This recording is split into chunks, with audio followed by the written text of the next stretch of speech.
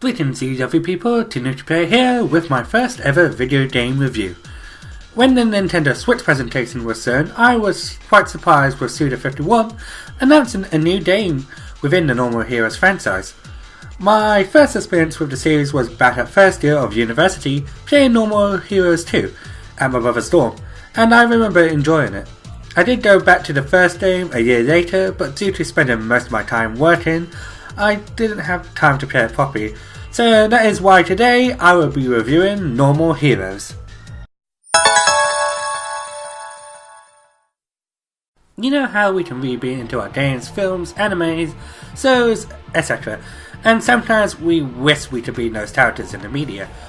Well, director and writer Dr. Suda, or Suda51, has made a character who goes to that point, as our main protagonist Travis Touchdown is a tattoo assassin who met this smoking hot chick last named Sylvia Tristle, who gets him a job to assassinate the Drifter, in which he does, giving him the title of the 11th ranked assassin of the United States.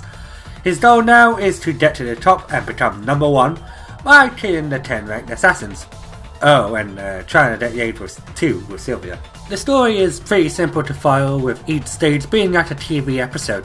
The way it's told is a cross between a Quentin Tarantino film mixed with fourth wall breaking jokes similar to Deadpool. The best thing about the game is how Travis and the other assassins are portrayed.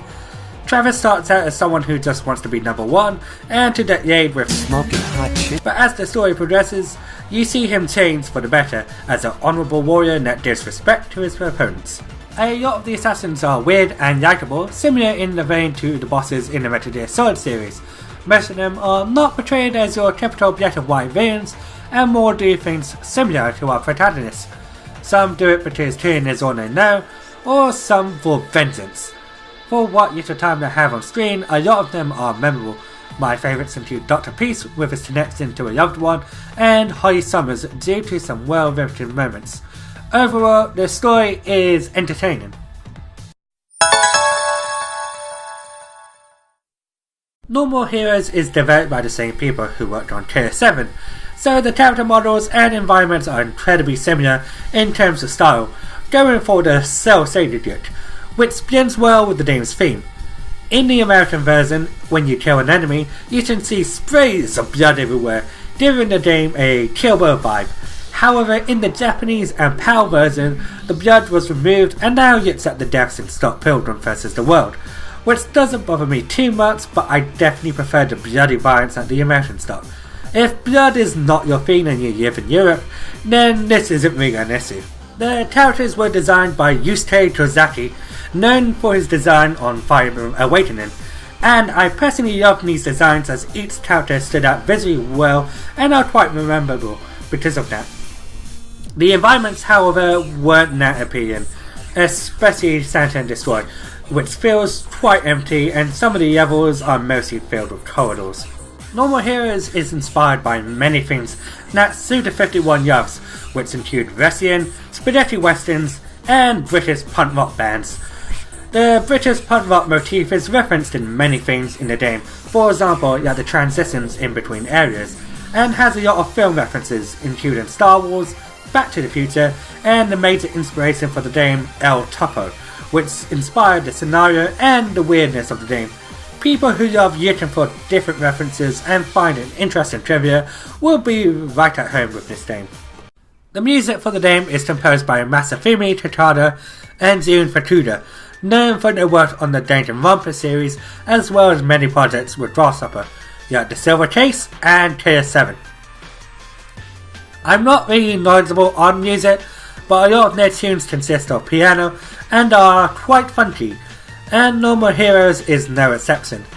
The music in this game does get the job done and fits well with the style, but not a lot of tracks stood out to me, with the exception of We Are Finally Cowboys, Clevers for Breakfast, and the many renditions of the main theme that you will be hearing up for the entire game, which may annoy some people and would most likely get stuck in your head.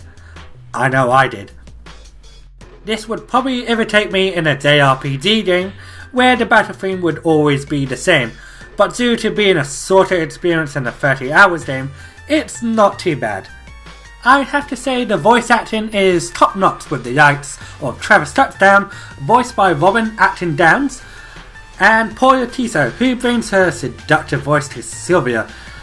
The interactions between Travis and Sylvia synced up nicely, and the relationship between the two felt real, and the same to be said with the assassins too.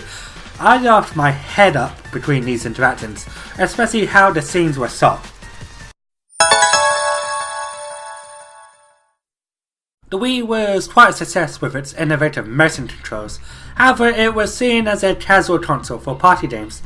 The game was originally planned as a title for the Xbox 360, but when Suda saw the Wii displayed for the first time, he saw that the Wiimote can be used like a sword, or even more like a beam katana, and immediately shift consoles.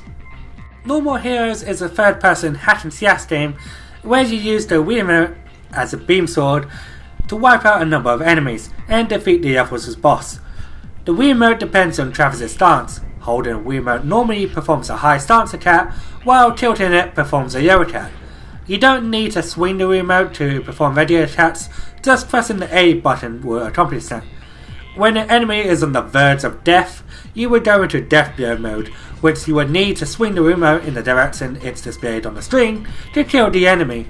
Yachting onto enemies is used by pressing the Z button on the nunchuck, which makes it easier to attack enemies.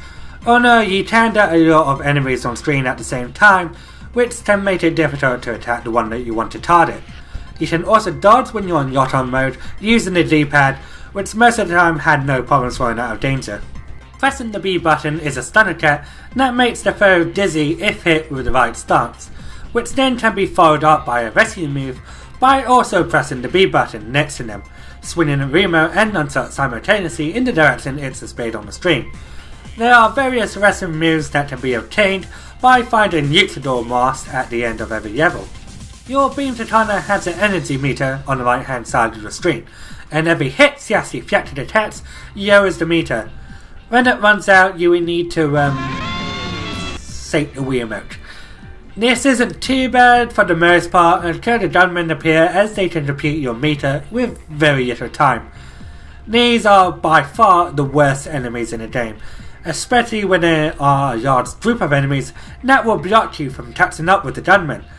The gun wielders can fire at you, disrupting your combo against another enemy and can knock you off your feet. There is quite a lot of variety when it comes to the enemies, only really changing in terms of cosmetics, although it is quite common in the beat 'em up genre with games like Streets of Rage. This can get repetitive fighting the same kind of thuds, although in some levels they do spice things up in terms of level design, like using your katana as a baseball bat to knock out a line of foes was pretty interesting. The best thing about the gameplay are the boss fights, as each fight was blood pumping and entertaining and tested out your reflexes and your wits. A lot of the boss fights felt like a samurai flick in terms of narrative and in gameplay, and for someone who likes samurai flicks, this was fun to experience. However, this isn't the only part of the game, as in between ranked fights you get to explore Sanctuary Destroy, the hub world for the game, and this is where the game has its sore spot. In order to proceed with the ranked fights, you must pay a certain amount of money, and to do this you will need to visit the job center. In all honesty, I do like this concept, as it would be interesting to see a life of an assassin similar in vein to the Persona series. Like maybe connecting your employees and boss would create some interesting scenarios and character development, and you can get rewarded with health boosts, combos, stamina, and all that jazz. Unfortunately, it's basically playing minigames, and while some of these minigames are alright, they're not really engaging and quite dull. Oh yeah, time for some insane Yormore. Yeah, this is what we wanted.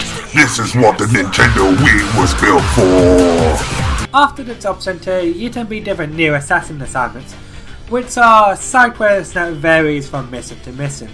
Missions revolve around killing a number of enemies or a specific target, which I normally just play once, apart from the one that can get me the most tasks in a quick pace.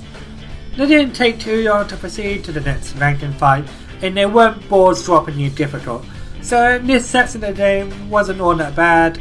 just mediocre. You can go and upgrade your beam katana by visiting Naomi's Yab, increase your health and combos by going to Thunder Ryu's gym, obtain new wrestling moves by going to the Beefhead video store, and customize what Travis wears by visiting Area 51.